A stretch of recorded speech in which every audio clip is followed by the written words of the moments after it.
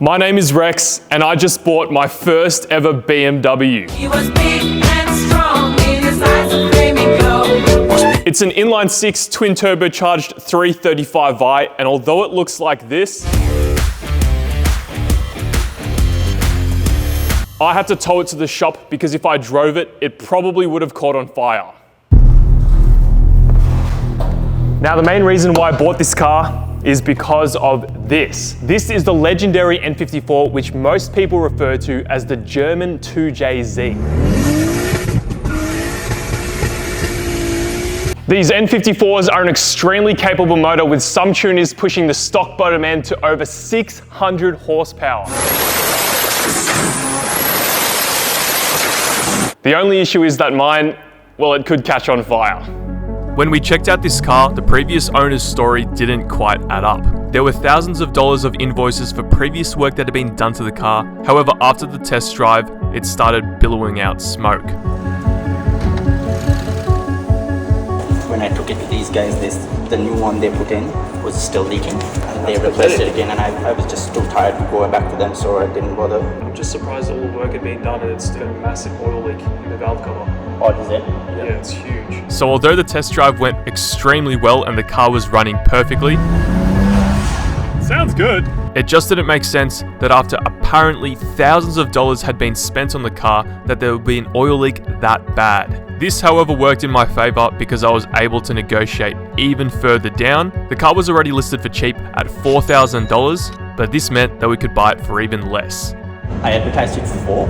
If you're taking it today or whatever, give it for 3. I negotiated even further, shook hands, and towed the car home.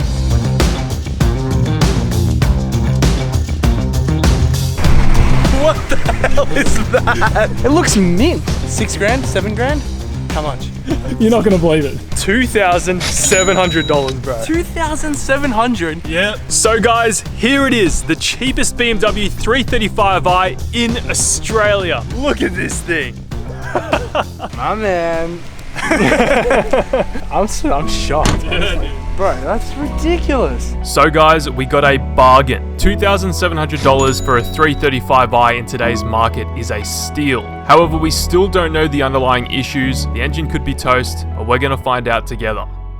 So this is the crazy part. When we originally went to go look at the car, we found this in the car. It's all the services that this thing has had over the past few years. And the previous owner has spent thousands of dollars keeping this thing over the past 5 or 6 years or so. Here we go, let's look at the first invoice, $3,000. Looks like some work for the seat belt, another $178 for some coolant, another $3,672 to do an oil filter, a service, to do some bonnet struts, $400. Here we go, here's a big one, $5,055. Holy moly, so what are we at now? 5, 3, we're currently at 12 grand. Another $1,000 here for engine oil, oil filter housing gasket, labor. There's the biggest cost right there, $640. Now it makes sense that the labor cost was the most expensive because these cars are extremely difficult to work on and I've got to fix it. This car over the past 5 years has had $15,000 spent on it. Bargain of the century, baby. This inline 6 is smoother than my silk Versace underwear. So the first thing we're gonna do is we are gonna charge the car because the battery is completely dead. I actually had to winch it onto the trailer and I really don't wanna buy a new battery because we got this thing for so cheap. Hopefully we can get it operational. Oh, there we go. It's charging, nice. It's like glitching out. Look at the interior. What is going on there, man? Key in, it's completely dead. Oh, it started. Is it gonna stay? Oh, it's very dead. Usually when a car battery is dead, you give it a few revs to spin the alternator to charge the battery. I found out pretty quickly this was not something you wanted to do on a BMW because this resulted in some big issues. Let's just say I learnt pretty quickly. It's not liking that. Try to keep it alive with the throttle. The BMW fanatics are probably freaking out about how I was revving it while jump starting it. Oh, why are the headlights going on?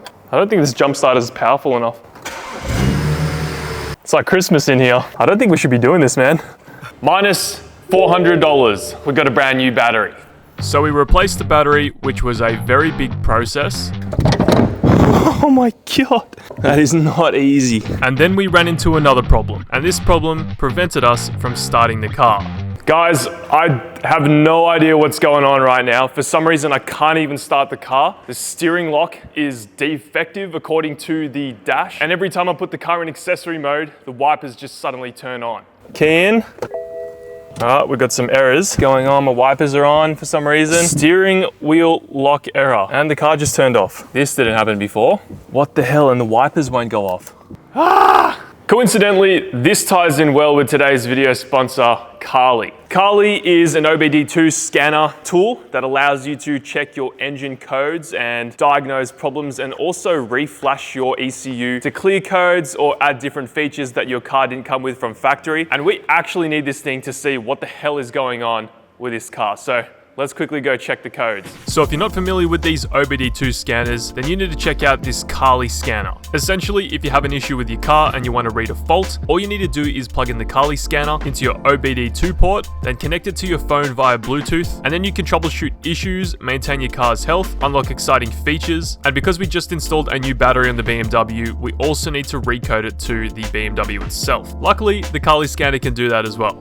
It even comes up with your car. Look at that, that's my E92. This is the section that we need. We need to clear some codes, so I'm gonna go into diagnostics, check for issues. The Carly scanner's just finished finding 21 issues and 18 ECUs apparently. What? Let's click show results. I'm a bit scared here. We have a video module issue, transmission issue, audio system issue, multimedia issue. Oh, there's more.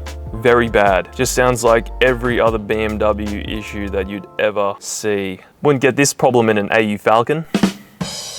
So the Carly scanner has scanned the ECU in the E92 BMW, and we have this issue that is preventing us from starting the car. It's 00A0AA, and apparently that is a control unit fault. The Carly scan tool also allows you to add different features that your car might not have had from factory, and also customize features. So if we go into coding, we can change things like the power windows being able to have power after the ignition's off. You can set it to 1 minute, 2 minutes, 5 minutes, and 15 minutes. You can also turn on a digital speedometer. So you don't have to look at the analog dial. You can actually look at a digital speed dial, which is pretty cool. And we're gonna turn that thing on. Thanks to Carly for sponsoring today's video. We were able to read the code with their OBD2 scanner. If you guys want to grab one of these, then use the code REXH for 15% off on their website. If you got one of these cars, you need one of these because you won't be able to do any work unless you know what's wrong with them. And the Carly scanner is going to help you diagnose issues, because without this, honestly, I don't know how I would have figured that out. Because these goddamn BMWs need special tools and thousands of dollars of computers, and you can't do anything with normal Allen key bits, we've called in the backup. Bringing the big guns out. So the Carly scanner came up with the code 00A0AA. 00A0AA is an error fault with the car access system and can only be reset with a special BMW computer, which for some reason Peter owns. So we reset the module and then the car started.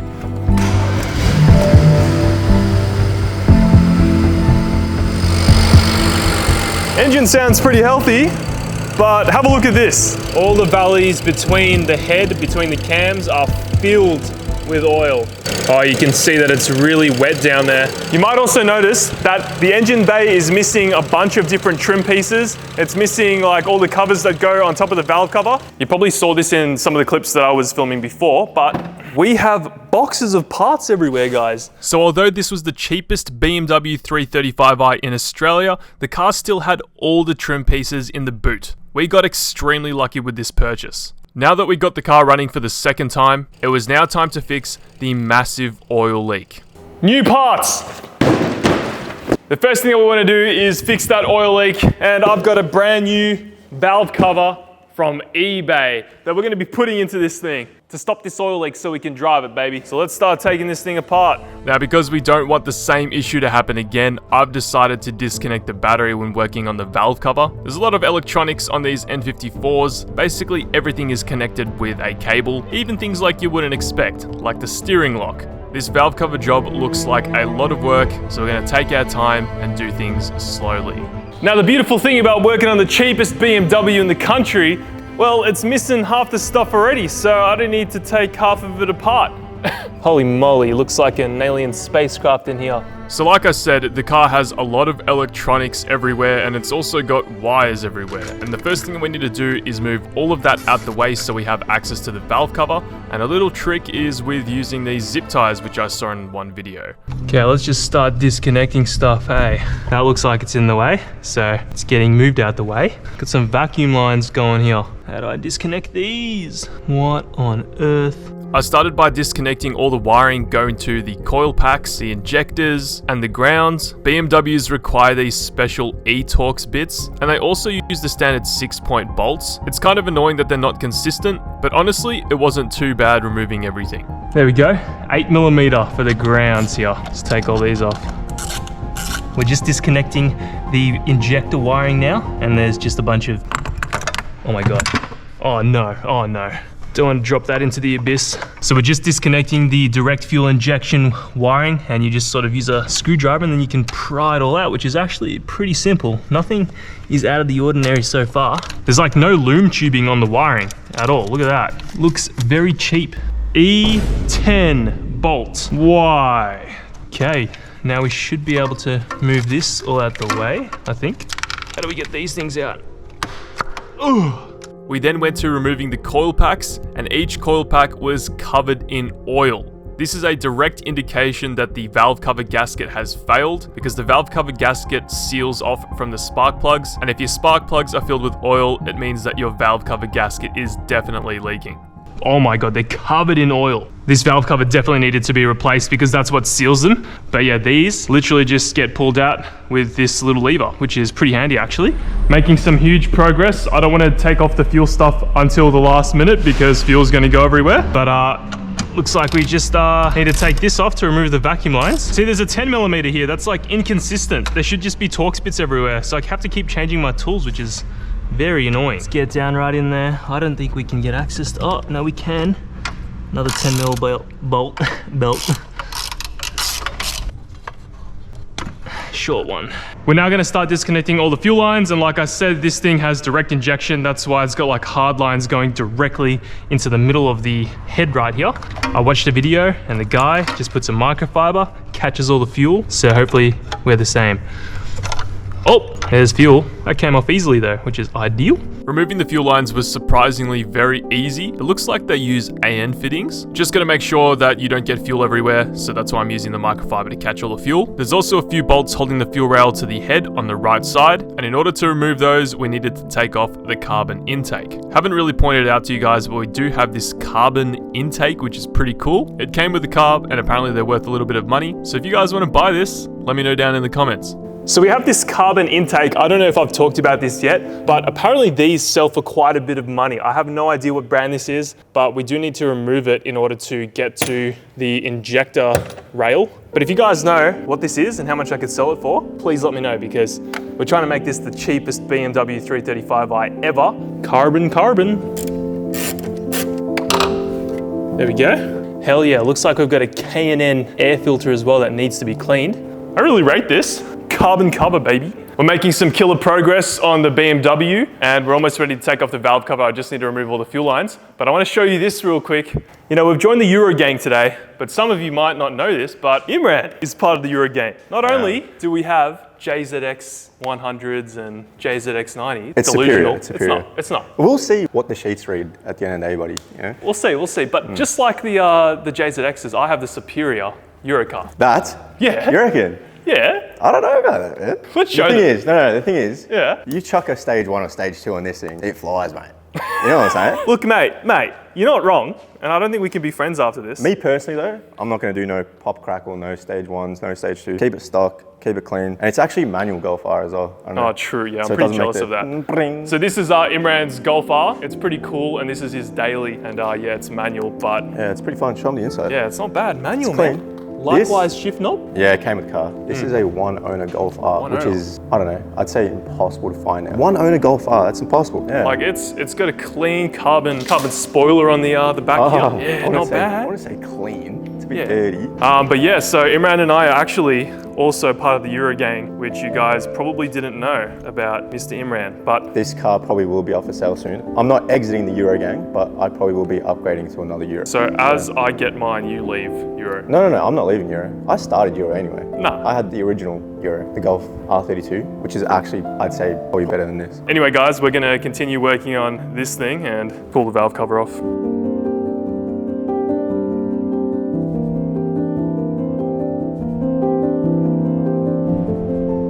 How you going, Euro buddy? Okay, we should be able to wiggle off this fuel rail now. Disconnected everything.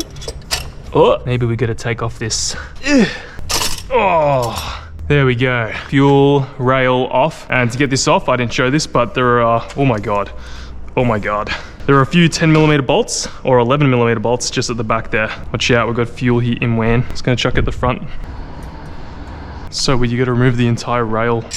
Whoa, stinky. Okay, I think that's everything. Now we just need to start removing the Torx bits all around the valve cover to take this thing off.